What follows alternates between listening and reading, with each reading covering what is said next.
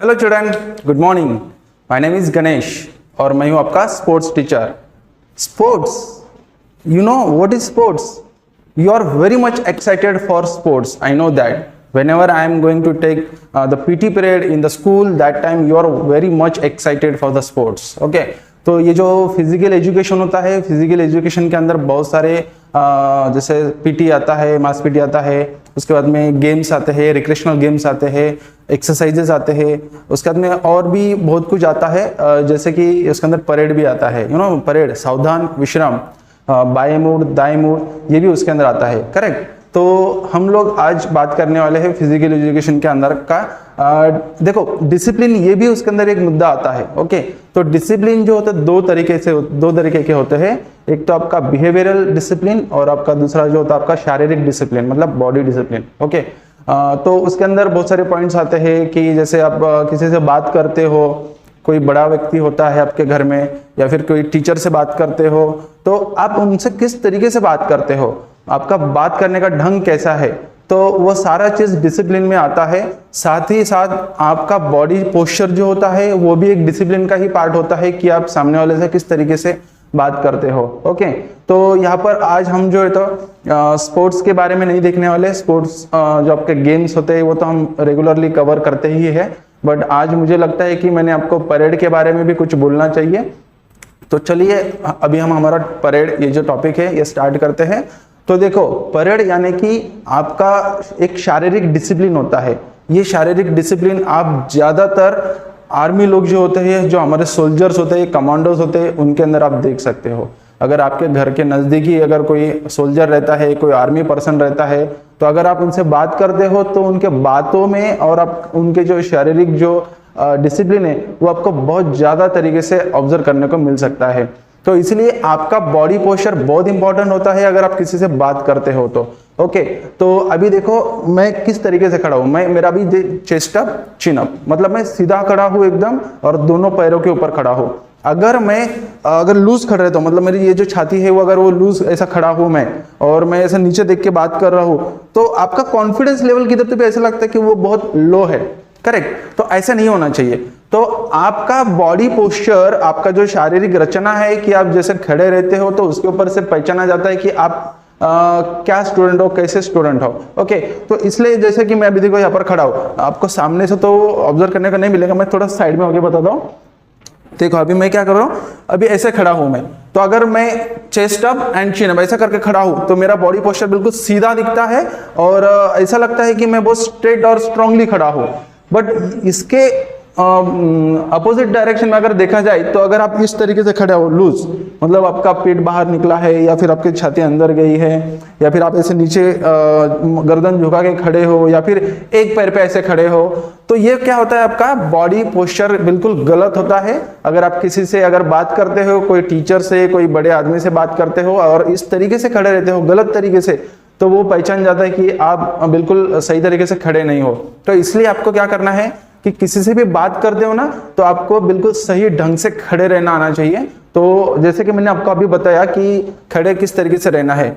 अगर आप कोई स्पोर्ट्स टीचर के पास जाते हो स्कूल के अंदर, मतलब स्कूल रहो, कॉलेज रहो, या फिर आपका एनसीसी का परेड रहो, अगर आप वहां पर जाते हो, आप न्यू हो, अगर आपको एनसीसी में हिस्सा लेना है या फिर कोई स्पोर्ट्स में हिस्सा लेना है, तो ऐसे टाइम पे अगर आप कोई फिजिकल एजुकेशन टीचर के पास जाते हो या फिर कोई पीटी टीचर के पास जाते हो, तो उनके पास जाकर अगर आप खड़े रहते हो और उनको रिक्वेस्ट करते हो कि सर मुझे ये बास्केटबॉल खेलना है, मुझे क्रिकेट खेलना है, या फिर मुझे एनसीसी में हिस्सा लेना है, तो ऐसे में तो सबसे पहले वो लोग आपका बॉडी पोस्चर देखते हैं। ओके।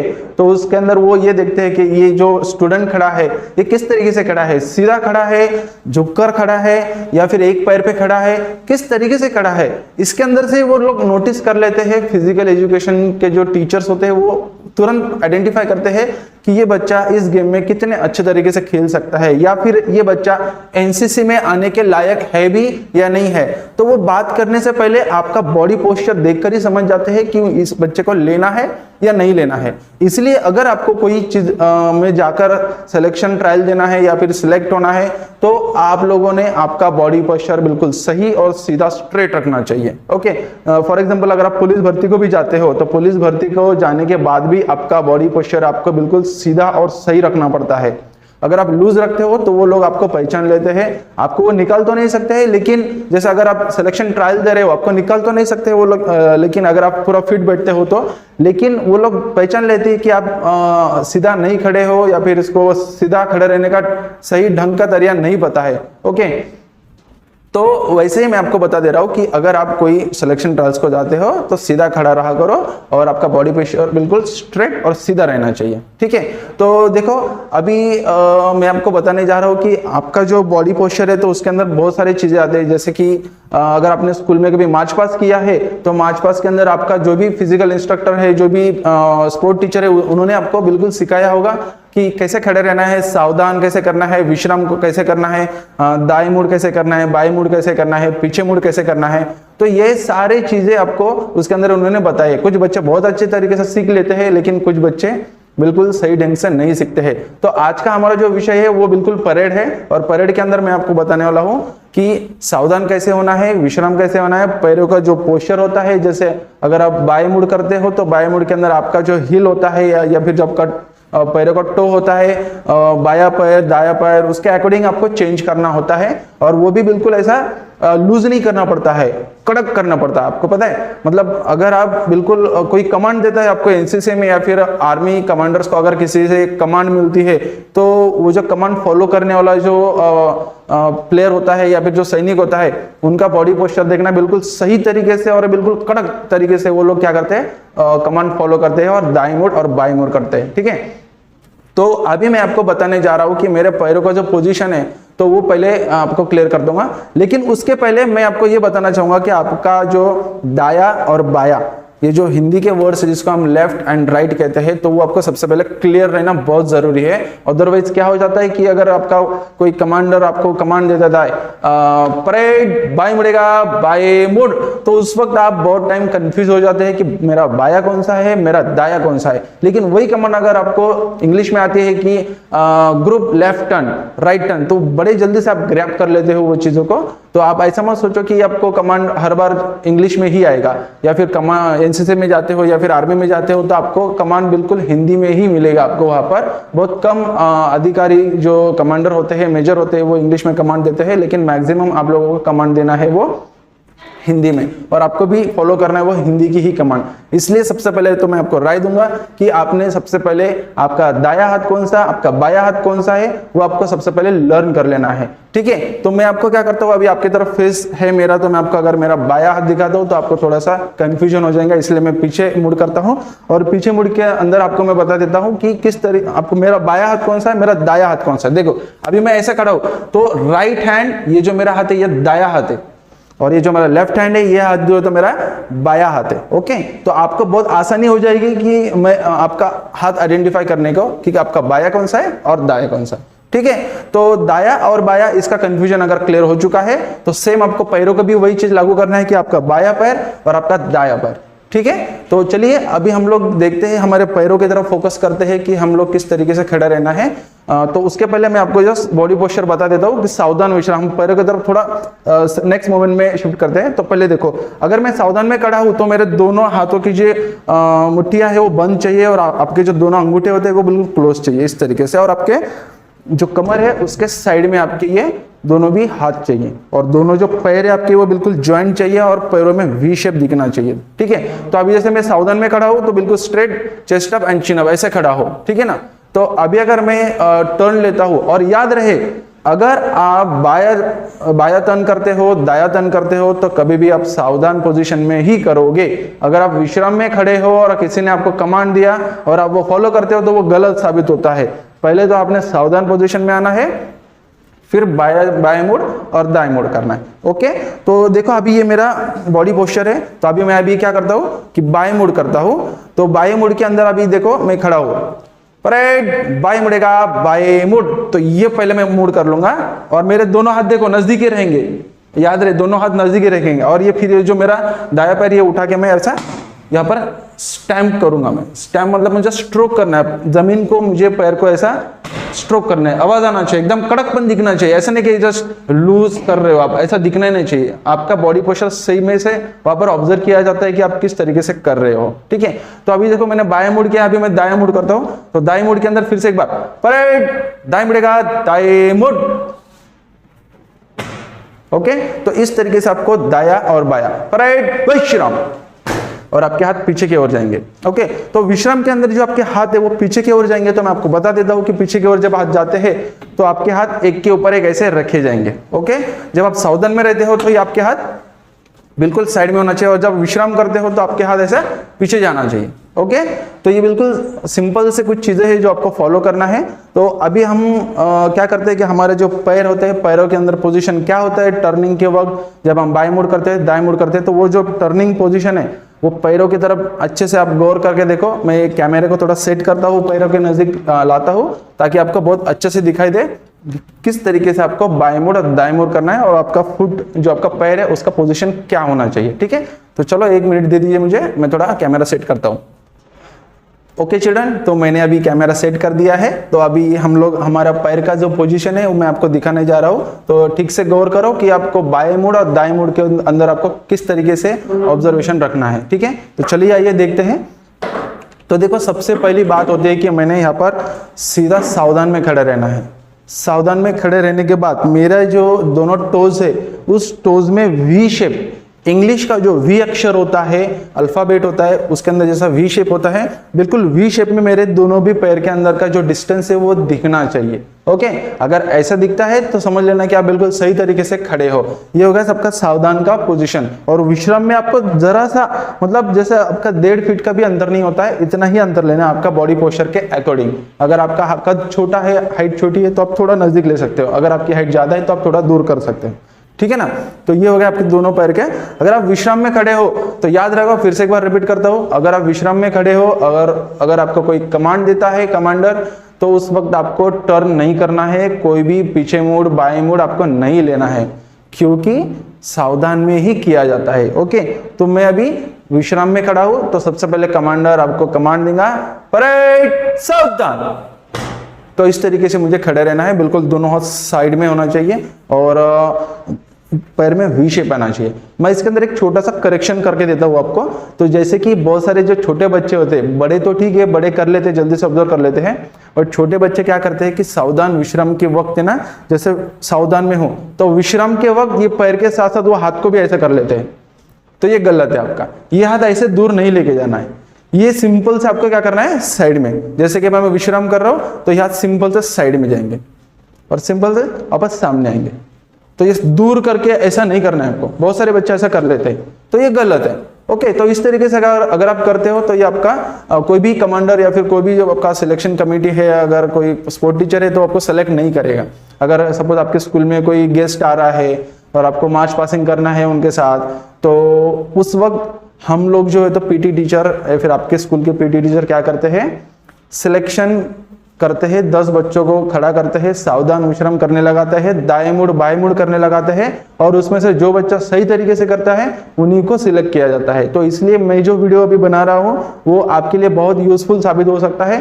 तो इसलिए आप लोग ने याद रहना है कि जब आप विश्राम में होते हैं तो आपको ये पैर हल्के से ऐसे पीछे लेके जाना है, आपके हाथ जो था हल्के से पीछे लेके जाना है, और आपके जो ये हाथ है ऐसे उठा के, ऐसे बहुत सारे बच्चे क्या कहते हैं उड़ा देते हैं हाथ, ऐसा नहीं करना है। सावधान में नजदीक, विश्राम में दूर, अंडरस्टैंड।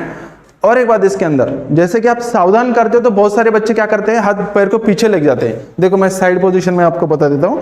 तो बहुत सारे बच्चे क्या कर देते हैं कि ये जो पैर है आपका ये जो पैर है बाया पैर, तो उस बाएं पैर को आप लोग क्या करते हो, जब विश्राम बोलता है कमांडर आपको, तो आपको उस टाइम पे ये पैर को ऐसे पीछे से लेके जाके ऐसे मारते। कंप्लीटली रॉन्ग है, ये पीछे से नहीं मारा करते इसको आपको ये जो आपका घुटना है ये बिल्कुल ऊपर उठाना है और फिर साइड में रखना है, उसको वापस उठा के साइड में रखना है। ये सही तरीका है। अगर आप ये गलत ऐसा करते हो तो ये हम पीटी टीचर या फिर जो आपका स्पोर्ट टीचर है वो आपको सिलेक्शन नहीं करेगा आपका, और आपको रिजेक्ट कर देगा और कोई और बच्चों की तरफ ध्यान देगा। ओके, तो इसलिए याद रहे कि आपका विश्राम ये पीछे से नहीं होना चाहिए, ये विश्राम आपको ऐसा सामने लेके फिर आपको इधर रखना है, ज्यादा भी ऊपर नहीं लेना है। ओके, नहीं तो आप बोलेंगे गणेश सर ने बताया कि बहुत ऊपर लेना है, ऐसा नहीं। आपकी जो कमर का लेवल होता है उससे थोड़ा सा हल्का सा यहाँ तक लेना है और फिर आपको साइड में करना है, और वो भी ऐसा करना है कि कड़क लगना चाहिए, कैसे स्टैम्प टाइप आवाज आना चाहिए, लाइक दिस। ओके, आवाज आना चाहिए, इतने आपने अच्छे तरीके से करना है, और इतना भी ज्यादा नहीं कि बस नीचे गड्ढा गिर जाएगा। नहीं तो आप बोलोगे गणेश सर ने बताया कि वैसे जोर से स्टैम्प करना है तो आप बहुत जोर से उसी के ऊपर फोकस कर रहे हो, ऐसा मत करो। ओके, एक ऑप्टिमम लेवल रहता है, ऑप्टिमम लेवल के अंदर आपको सावधान विश्राम करना पड़ता है और उस टाइप से आपको स्टैम्प लाइक करना होता है। तो ये हो गया। अभी विश्राम कर रहा हूं मैं, तो देखिए मेरे हाथ कैसे होते हैं। विश्राम, सावधान, विश्राम, सावधान। ओके, तो ये हो गया आपका विश्राम और सावधान करने का तरीका। जैसे मैंने आपको हाथ का पोस्चर बताया, कैसे पीछे लेना है, कैसे आगे लेना है। साथ ही में आपका पैर जो है, तो ये पैर भी बताया मैंने आपको कि पीछे से लेना है, आगे से लेना है। ये गलत है और सही ये है। ओके, तो चलिए अभी हम लोग पैरों की तरफ फोकस करते हैं कि जब आपको दाएं मुड़ और बाएं मुड़ का जो कमांड मिलता है तो उस वक्त आपके पैर कैसे होना चाहिए। अभी देखो, कॉमनली जो बच्चों को नहीं आता है वो बच्चे किस तरीके से करते हैं मैं आपको बता देता हूं। जैसे कि नया बच्चा है और उसको समझ में आ रहा है कि उसको कमांड मिले एक साथ बाएं मुड़ेगा, बाएं मुड़, ऐसा उठा के ऐसा पैर रख देता है। बहुत सारे बच्चे ऐसे टर्न करते पैर उठा के, फिर से अगर बोलते हैं बाएं मुड़ेगा, बाएं मुड़, तो इस तरीके से उठा देते हैं। दाएं मुड़ेगा, दाएं मुड़, तो ऐसे उठा के रख देते हैं, वापस ऐसे घूमते हैं। ये गलत तरीका है, ऐसा नहीं किया करते। तो आपको आपके जो पैर है, हिल और टो, इसका एक ऐसा कॉम्बिनेशन सेट करना पड़ता है। वो कॉम्बिनेशन सेट करने के बाद ही आपको टर्न करना बहुत आसान हो जाता है। ठीक है, तो अभी देखो मैं आपको बता देता हूं कि दाएं मुड़ और बाएं मुड़ में आपको किस तरीके से आपके पैरों का कॉम्बिनेशन रखना पड़ता है, हिल और टो का। ठीक है, तो देखो, तो अभी कमांड मेरे लिए है, ठीक से आप सभी ने ऑब्जर्व करना है। परेड, सावधान, परेड, दाएं मुड़ेगा, दाएं मुड़, 1 2 3 1, परेड, बाएं मुड़ेगा, बाएं मुड़, 1 2 3 1। देखिए अभी इस तरीके से मैं अभी दाएं मुड़ और बाएं मुड़ किया है, तो आपको भी इसी तरीके से करना है। बिल्कुल स्लोली ये वीडियो आप पॉज करके देख सकते हो। तो इस तरीके से कमांड दी जाती है, और अभी इसके बाद हम देखते हैं स्लो पोजीशन में आपको मैं करके बताता हूं। ठीक है, चलिए आइए देखते हैं। अगर मुझे कमांड मिलती है बाएं मुड़ेगा, बाएं मुड़, तो ऐसे में मुझे क्या करना पड़ता है। सबसे पहले तो मेरा बाएं पैर का टो उठाना पड़ता है। बाएं पैर का टो नीचे देखो आप लोग, बाएं पैर का टो उठाना पड़ता है और दाएं पैर का आपको हिल उठाना पड़ता है। ये दोनों भी साइमल्टेनियसली, मतलब साथ में आपको उठा के टर्न करना पड़ता है इस तरीके से, और आपके दोनों हाथ नजदीक ही रहेंगे। ओके, तो ये इस तरीके से आपका हिल, अगर आप बाएं मुड़ करते हो तो आपका दायां पैर पीछे जाता है, और वो उठा के आपको क्या करना पड़ता है, उसके साइड में के पंच करना पड़ता है। ओके, तो इस तरीके से ये टर्निंग होती है। मैं आपको फिर से एक बार बता देता हूं कि बाएं मुड़ के अंदर आपको क्या करना पड़ता है।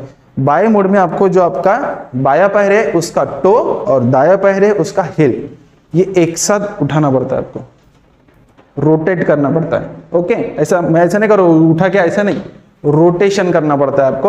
अगर इसका टो अगर ऊपर करता हूं मैं, तो ये रोटेट करता है मेरे हिल पे, मेरा बायां पैर मेरे हिल पे रोटेट करेगा, और मेरा जो दायां पैर है वो मेरे टो पे रोटेट करेगा। इस तरीके से रोटेट होकर ये पैर पीछे जो रहता है वो उठा के मैं यहाँ पर स्टैम्प करूंगा।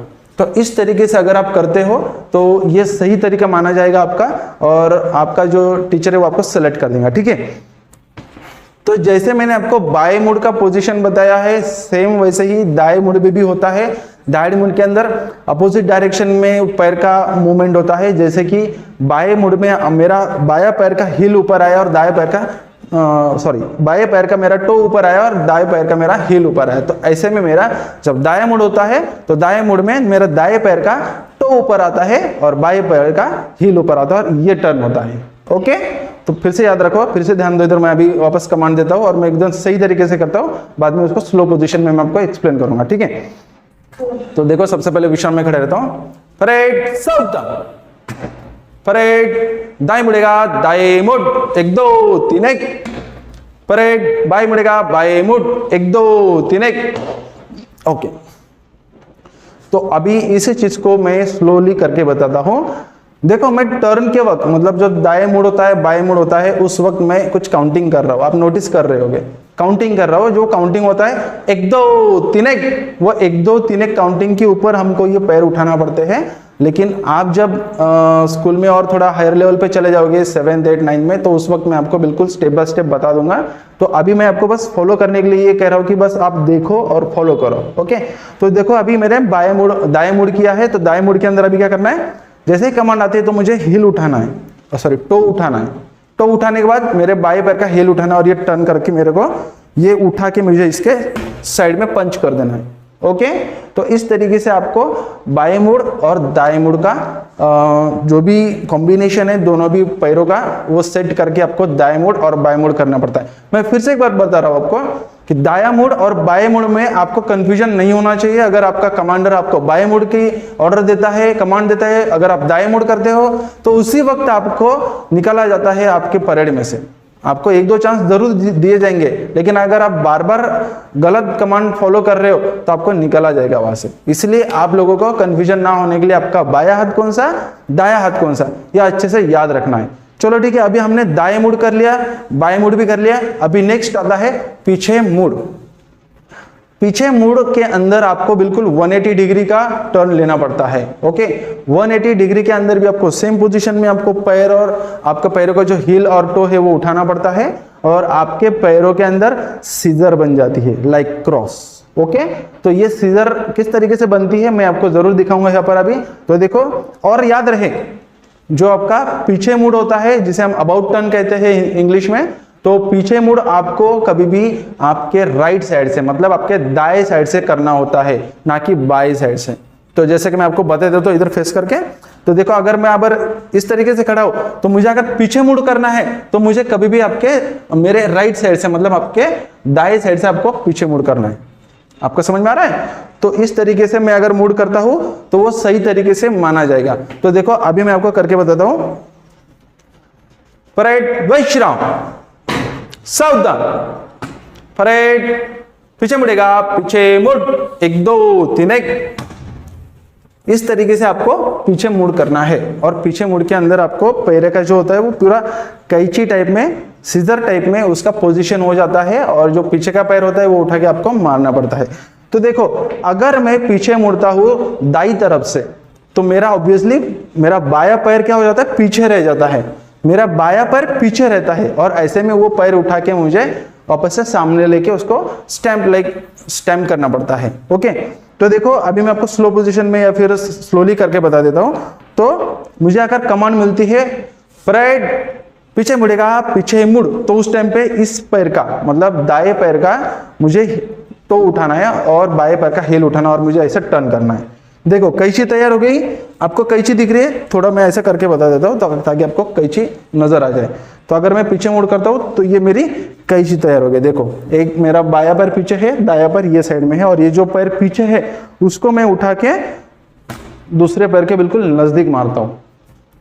याद रहे, कभी भी पीछे मुड़ दाई तरफ से होता है, राइट साइड से होता है, तो ही वो जो टीचर है आपको वो बिल्कुल सही तरीके से ऑब्जर्व करेंगे कि हाँ ये बिल्कुल टेक्निकली फॉलो कर रहा है सारे कमांड्स। ठीक है, तो अभी हमने क्या किया, दायां मुड़, बाएं मुड़, पीछे मुड़, दोनों भी किया। अभी मैं क्या करता हूँ, तीनों कमांड में स्लोली दे देता हूँ। ठीक है, तो अभी इसके अंदर कमांड दे रहा हूं मैं, आप ठीक से नोटिस करो। मैं कंटिन्यूअसली बाएं मुड़, दाएं मुड़, आपको समझने के लिए मैं तीनों भी टाइम पूरा स्टार्टिंग से कमांड दे दूंगा। ठीक है ना, जैसे कि मैं आप सावधान विश्राम में खड़ा हूं, कभी भी याद रहेगा, अगर कोई टीचर आपसे बात कर रहा है या फिर कोई आपका जैसे कोई इंस्ट्रक्शन दे रहा है, तो उस टाइम पे आपका जो पोजीशन है वो विश्राम का रहेगा कभी भी, तो विश्राम में आपको खड़ा रहना है। ठीक है, तो ये होगा आपका विश्राम पोजीशन। अभी मैं आपको कमांड दे रहा हूं, परेड, सावधान, विश्राम, सावधान, परेड, बाएं मुड़ेगा, बाएं मुड़, 1 2 3 1, परेड, दाएं मुड़ेगा, दाएं मुड़, 1 2 3 1, परेड, पीछे मुड़ेगा, पीछे मुड़, 1 2 3 1, परेड, पीछे मुड़ेगा, पीछे मुड़, 1 2 3 1। तो देखिए इस टाइप से हम लोग जो कमान मिलती है, तो कमान के बाद हम लोग इस तरीके से काउंटिंग के साथ करते हैं। ठीक है, तो ये हो गया हमारा दाएं मुड़, बाएं मुड़ और पीछे मुड़। ओके, तो अभी हम लोग थोड़ा सा बॉडी पोस्चर के लिए थोड़ा सा, अभी जैसे मैंने आपको बताया कि किस तरीके से आपको बॉडी पोस्चर सही रखकर ही आपको अच्छा सा सिलेक्शन हो सकता है। और मैं आपको रिकमेंड करूंगा कि अगर आपको आर्मी में अगर जाना है तो आप लोगों ने क्या लेना है, किस चीज़ में हिस्सा लेना है, एनसीसी में हिस्सा लेना है। या फिर आपके जो भी पीटी टीचर होते हैं उनसे आकर आप बात कर सकते हो कि हाँ सर मुझे पीटी में हिस्सा लेना है और मुझे पीटी में हिस्सा लेने के बाद मुझे जाना है आर्मी में, तो इसलिए मैं क्या कर सकता हूँ। तो वो आपको अच्छे से रिकमेंड कर सकते हैं कि बेटा आप एनसीसी में हिस्सा लो, उसके अंदर आपको अच्छे से ट्रेनिंग मिलेंगी।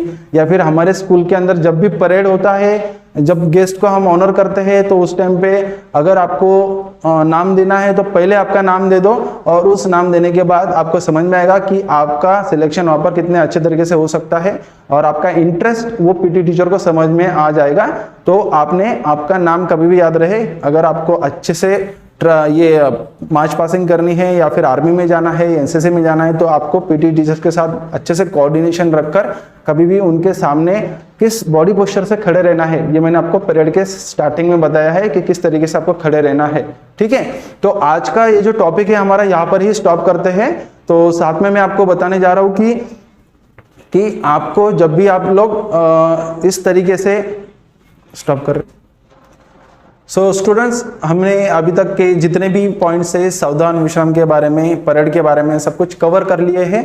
तो आप होप सो कि आपको इसके अंदर बहुत सारा इंस्पिरेशन मिला हो और अच्छे से पूरा डिटेल में आप जो है तो सावधान विश्राम का जो भी स्टेप्स मैंने बताए हैं वो अच्छे से देखें, बार बार वीडियो देखें, बार बार उसको देखकर फॉलो करें, और बिल्कुल घर में रहकर ही आप विदाउट स्कूल में आने से, मतलब स्कूल में ना आते हुए भी आप ये सारी चीज़ें अच्छे से कवर कर सकते हो। बार बार वीडियो को देखो, बार बार स्टेप्स को देखो और वो अच्छे से फॉलो करो। जब भी स्कूल शुरू हो जाएगा तब हम लोग तो आपके साथ में है ही, लेकिन जब तक ये पेंडेमिक चल रहा है, हमारा जो कोविड-19 चल रहा है, तो उतने टाइम के लिए आपको घर में भी बैठना है, और घर में बैठकर आपका जितने भी आपको मतलब पार्क में जाने के लिए आपको अलाउड है, आपको नज़दीकी जो ग्राउंड है, ओपन स्पेस है, वहाँ पर जाने को आपको अलाउड है। या फिर अगर आपके नज़दीकी सोसाइटी रहते हो, कोई को ओपन ग्राउंड नहीं होता है, तो आपके पास रह सकता है आपका टेरेस या फिर आपका हॉल रह सकता है। उस हॉल में आप ये सारी चीज़ें देखकर अच्छे से फॉलो कर सकते हो। ठीक है, तो आज के लिए हम यहाँ पर रुक जाते हैं, लेकिन हाँ, रुकने से पहले मैं आपको रिपीट करना चाहता हूँ कि ये जो कोविड-19 चल रहा है, तो कोविड-19 के लिए आपको अभी भी थोड़ा खतरा बना ही है। थोड़ा नहीं, मैं कहूँगा काफ़ी ज़्यादा खतरा अभी भी बना है। तो जो थर्ड वेव जो आने वाली है, तो बच्चों के ऊपर काफ़ी इफेक्टिव रह सकती है। इसलिए आप लोगों ने बाहर जाना है, कोई प्रॉब्लम नहीं, लेकिन आपको टेकिंग केयर के साथ जाना है। आपको जो सैनिटाइजेशन है वो पूरे अच्छे तरीके से करना है, आपका जो मास्क है वो अच्छे से यूज़ करना है। घर में आने के रिटर्न आने के बाद आपको अच्छे से हैंड वॉश करना है, तभी खाना खाने को बैठना है। अगर पॉसिबल होता है तो बाहर से आने के बाद आप नहा सकते हो। नहीं तो तुम बोलेंगे सर हम 5 मिनट के लिए जाके आ रहे हो तो आने के बाद फिर से नहाए क्या? नहीं, मैं ऐसे नहीं कह रहा हूँ। आप ऐसे 5-5 मिनट को ऐसा मत नहाओ। आप काफ़ी लंबे टाइमिंग के लिए बाहर गए हो, मार्केट गए हो, काफ़ी सारे लोगों के बीच में आप जाकर आए हो, अगर आपको लगता है कि यार हम काफ़ी लोगों के बीच में जाकर आए हैं, तो ऐसे वक्त घर पर आके जरूर नहाए। ओके, अदरवाइज तुम ऐसे कोई खुली जगह पर जाके आते हो तो आपको घर में आने के बाद नहाने की जरूरत नहीं है। बस हैंड क्लीन कर लो, पानी से कर लो, हैंड वॉश कर लो अच्छे से, और पॉसिबल है तो बाहर जाने के कपड़े अलग रखो, आने के बाद के घर पे आने के बाद वो कपड़े उतार के साइड में बाहर ही रखो आपको कंपाउंड में। ओके, लेकिन सावधानी से आपको इस पेंडेमिक से बाहर निकलना है और सभी को सुरक्षित आगे लेके चलना है। तो यहाँ पर हम लोग रुकते हैं, और अभी नेक्स्ट वीडियो में आपको ज़रूर बनाऊंगा एडवांस कुछ जो आपको ट्रेनिंग है उसके लिए, उसके साथ में आपको वीडियो बनाऊंगा। तो तब तक के लिए जय हिंद, थैंक यू।